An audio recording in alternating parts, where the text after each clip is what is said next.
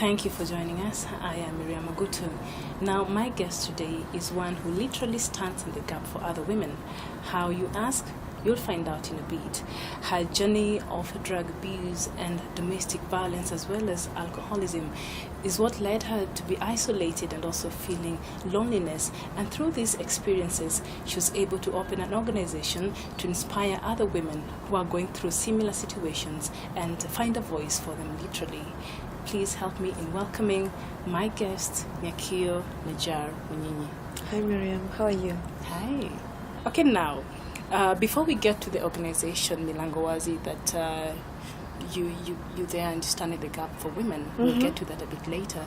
First, I'd like you to take us through your journey and just a bit of an introduction of who you are for the viewers out there who may not know who you are. Okay, my name is Nyakio Najar. I have an organization called Milango Wazi. It's exactly as it is. It's called Open Doors in Swahili, Milango Wazi. And what I do is I stand in the gap for women because I personally have been through a lot of abuse, domestic violence and other trauma. And I got so much help from agencies in Nairobi and from friends in Nairobi. I went for a lot of counseling. But there was a gap. There was a little gap for women and where they should go when they're in really serious problems, when they need to talk to somebody. So that's how Milango Wazi actually came about. So it's more of my story, which I have opened up and said, women who are hurting, come in. Let's have a space for healing. A space for women to find out about what I call she power. Because as women, I find that we are very powerful in our femininity. And it's something which is not really discussed. So this is the space that I have opened. This is the space that I call Milango Wazi. Okay, so you just mentioned that you were in an abusive relationship before. So are there some of the red flags women should be looking out for, or maybe you saw some red flags in your relationship, or generally women should look out for in relationships in regards to abuse? Yes, I was in an abusive relationship and I managed to leave. And what I found out is that there's a cycle of abuse. Not all men are abusive, okay? Not all men are abusive. And the ones that are, I would like to give them a name, like predators. And there's a cycle. There's a cyclic pattern which appears in most abusive relationships. Unfortunately, we're not taught this. We're not taught this in school. We're not taught by our mothers. We're not taught by our aunt.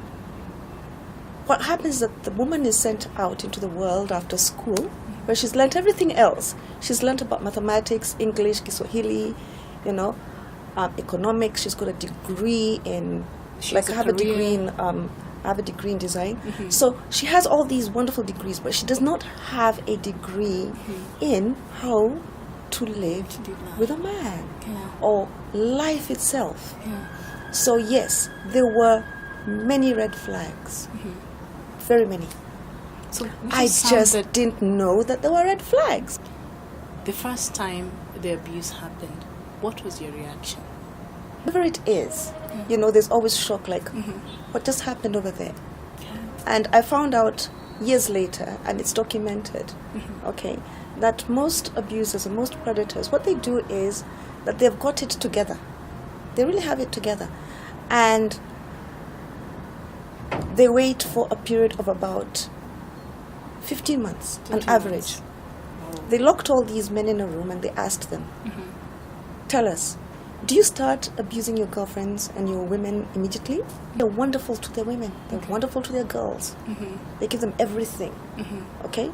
And then 15 months down the line, their true nature starts coming out. Oh, okay.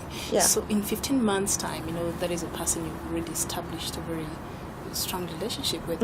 Is that the reason why most women find it difficult to walk away, because this is somebody who maybe has been showing them love as they might want to leave? Yes, it's the love again, because we're not talking to our mothers, we're not talking to our big sisters, we're not talking to our grannies. We're not talking to older women who are in good relationships. So we do not know how to tell a good man. Okay? We're told, go and pray. Or be a nice woman. Or just be a nice woman. Try to be nice to him. What is a nice woman? A woman is a woman is a woman. Just like a man is a man is a man. Key here is to talking to women who have good relationships with men and asking them, what is the trick? And how will I know if this man who is talking to me, whether he's a good man or he's a bad man or he's an abuser? Yes. How are the coping mechanisms? What are some of the coping? Or what was your coping mechanism? Let me talk about mine because I know what I did, which wasn't right, okay? But what I did is I began drinking. I began drinking alcohol. And for me, that was my coping mechanism. I'd drink to forget. I'd drink to blur the pain. I was also on a lot of pain medication. So what I did was I took myself out of this present world and put myself in this alcoholic blur. Uttered all the hate that I had in me. I had to forgive myself for that. Right. Yes. Right. So your most powerful moment through your journey is when a man, I think, who was a family friend to you guys, asked you why you're putting yourself through so much pain. Actually, it was my doctor. I went to my doctor and my wrist was broken. And he looked at me and he sat and he said, don't say that you fell down the stairs again. Oh, that was your story before. Why are you putting yourself through so much pain? He said, where is this taking you? And I sat there and I looked at him and I was like, I didn't have an answer. Wow. Was that the first time you the way he asked your reality? Why am I taking myself through such pain? I didn't have an answer. You didn't have a definite I didn't have an answer for that. So I started asking myself, why am I taking myself through such pain? I thought it was, but even then, it didn't answer me. It didn't answer that question. And ask yourself, can I leave? What am I going to do? Who am I going to trust? By that time, I didn't have a job. I wasn't working. My kids were in high school. So, there were so many questions to answer. But I had to make the first call. Us women always have to make the first call to say enough is enough. And as soon as we do that, what happens is that we open that door of possibilities. What would be your advice to other women out there in case, they know a person who is going through such a situation and comes to them and opens up to them? How should they respond to such a person? One thing is always let a woman talk. And this is what Milangowazi does. A woman's story is a woman's story. Don't stop her. If a woman comes to you and she says, boy, I was beaten, he did this, he did that. Don't stop her. Don't give her advice. Let her take it out. Okay? It happened. And in the talking, what happens is that you start realizing where you went wrong, where you went right. What is good for you, what isn't good for you. Because as women comes to you with a story, okay, your power is in keeping quiet. We've been given 2 ears. Listen to her. That is the power of she. When she speaks, just listen. Milangowazi been in existence? Since 2011, when I started talking to other women. And I found that a lot of women had the same stories. And what happened is that we'd sit in a restaurant, in a round table. We were just friends. And we'd start talking, each of us would start talking about our experiences.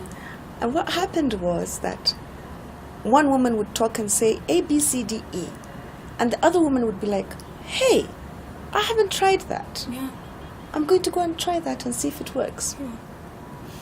And we'd depart and we'd meet again the next week. And she would say, you know what you said, it helped me. Oh, she tried it. So I started seeing the power of women just talking Sharing. and laughing. You've been to most women or most people, because now even men are being battered in their relationships. Yes, they are. So the first step, the predator, as you call them, or because anyway, that's who they are. Mm-hmm. The first thing they do, they isolate you from the people you love, from your friends and your family. So when they do that, how does now that leave you as a person who's been abused? Well, you know, if you listen to stories from our culture, you always find that the women were the ones who were at home, and they'd always talk and trade stories. In modern society, the best way to isolate a woman is to make her hate the next woman. Make her hate her maid, make her hate her daughter, make her hate her mother, Her sister. make her hate her sisters, make her hate her friends, everybody. So she's just there. So whatever you tell her, she has nothing to balance it. She doesn't have that power of to put her up together and tell her, no, it's okay. What do women do? Women cry, they get periods, they talk a lot, The vent. they laugh a lot, they vent. Be a woman. That's a woman. Men sit and breed and sit in the corner and do their man thing. Fine. Yeah. But women need to be with other women to support each other. Support the daughters, support your mothers, support Your women friends. women friends. Yeah. So what are some of the success stories that you can say you have so far at Milango Wazi? My best success story is my very, very, very first, actually. She's a young lady who had come from abroad, okay? She was adopted from Africa and taken abroad, and she lived a beautiful, successful life. But after some time, she wanted to come back to the country of her birth. But what she found out is that when she came back, she could not, her citizenship belonged to that country, and she was therefore a visitor in the country of her birth. And in order to make that right, she thought that what she should do is to get married to a local. So she got married to a local who seemed he was very nice, and then she went back to pack her. But when she came back now, finally, he threw her out. What do you mean? But we agreed, I'm going and I'm coming back and He threw her I'm out. closing shops the other side, I'm coming He back, threw we're her starting out. a new life. So she found her house had gone, everything had gone. So what did she do? And the so-called marriage was not. She'd made a series of mistakes. Again, we're talking about somebody who made a series of mistakes, and instead of women accepting her, they rejected her. They started bashing her. And they started bashing her. And what she thought she should do is to get back like a man. So she actually became very masculine. She even started looking very masculine. And how does that really work for a woman? And what happens is that it doesn't work. It doesn't work. Okay? And her power went. Because I believe in she power. You know, just being a lady, just being a feminine. It's powerful just, in itself. You know, it's powerful in itself because that's what we are. I believe that, Yeah. So a lot of women actually mistook her for being not feminine. And they rejected her. I think that was maybe her defense mechanism. That was her defense Her mechanism. coping mechanism, maybe. So I asked her to share her story. And most stories, when they're hurt stories, it can't take place over one session. It has to take place over many cups of tea, over many cigarettes, maybe even over a lot of wine or a lot of alcohol. because because that's where you are. Yeah, exactly. So I don't stop women from. I don't tell them no, don't drink, or Just no, let them don't. be themselves. Just let them be themselves and get the story out. Exactly. Okay. Yeah. Because they're still using the crutch. Yeah. Yeah. Okay. Yeah. I do a lot of prayer, but I don't say don't do this or don't do that or don't do that. So she took out her story over a long time, and it came out, and all the bitterness came out. And she asked me, should I go back for that man? And I was like, no, you're going to start anew. She went as far as to look for work. In a foreign country. To look for work in her home country, but as a foreigner. As a foreigner now. Because now she had to start working on her papers. Yeah. I had to take her because she didn't have the confidence to go by herself. Yeah. So I told her, no, don't worry. What is it that you want to do? Yeah. So I held her hand, and that's what Milangowazi does. Yeah. So I held her hand and said, okay, I'll pick you up at this time and we'll go. And I'll talk to you. I'll talk to them. I'll be your voice. Yeah. Yeah. Okay? Yeah. Because you want to hide. You still want to hide. You're still feeling embarrassed. You're still hating yourself. No, you're lovely. I'll go with you. You will? Yes. So I took her for her interviews. I sat downstairs while she went for the interviews. Came back. I took her twice to work. Picked her up twice from work. Oh, she found work. She got the job. Thank God. She's a lovely girl. Yeah. Very educated. It's just that she didn't have the confidence. Yeah. And then one day she told me, you know what? Don't come for me. I'll take myself. And I was like, are you sure? She was like, yeah. Because sometimes when we are so hurt, we become like little children. Exactly. We become like, you're a mom. Yeah. We become like little children. So you have to take the child to school and then pick the child up. Yeah. Until the child is old enough and confident enough. They still need to be held. Yeah. And sometimes that's all we need. Someone to hold their hands. You know? Yeah.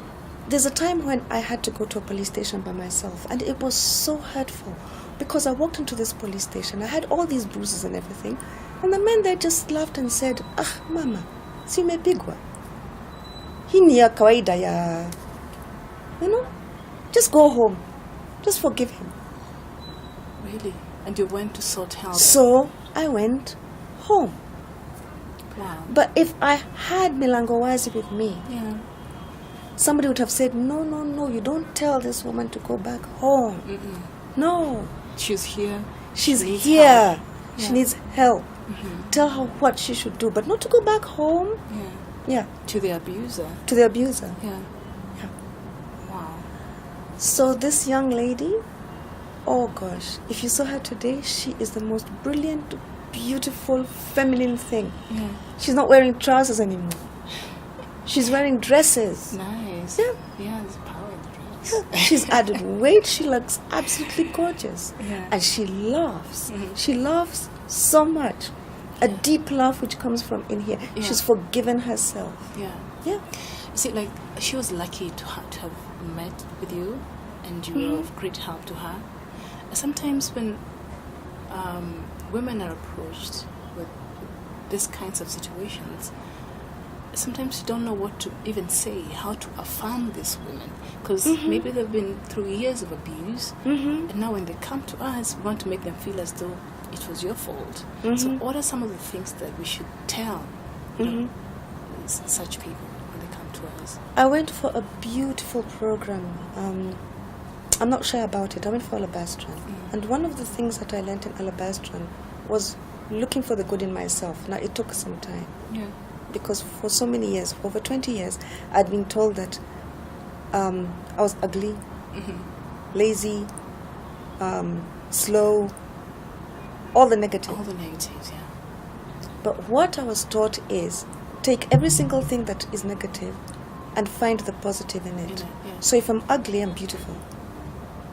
Well, I didn't believe it for a long time. Yeah. But you are. But this is how to affirm a woman. Yeah. There is nothing that is completely bad. Nothing. Apart from shaitan. But there's nothing that is completely bad. Okay? So, women need to affirm themselves and need to affirm other women. Because there's always something that a woman will do, which is good. Yeah. I can't cook ugali, even chapatis. Can't. I can't. Yeah. Does that make me less of a woman? No. But you can make another dish which is I can't stitch equally- to help you, but I can wear the clothes. Huh? Yeah. But I can't stitch to help to you. save your life. Okay? Yeah. So Does that make it does. you less of a It woman? doesn't make me less of a woman. No, it doesn't. It doesn't. So take what from we your need to womanhood. do is to affirm women whatever it is that they're good at. Their strengths. Their strengths.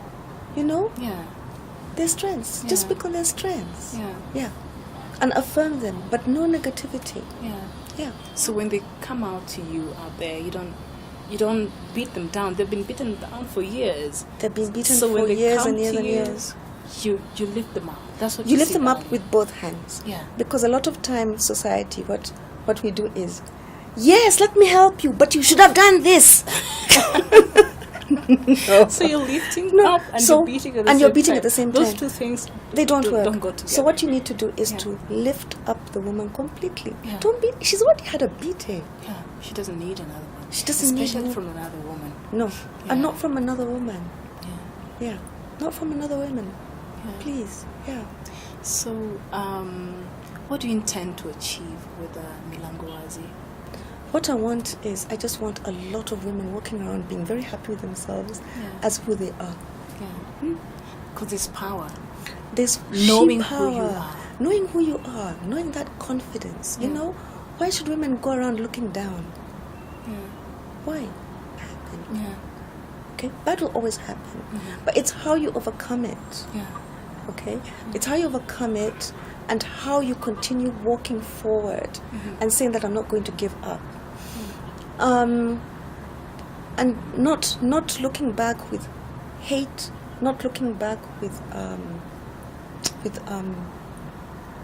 how can I call it, with a lot of bitterness. Yeah. Yeah. Okay, Yeah.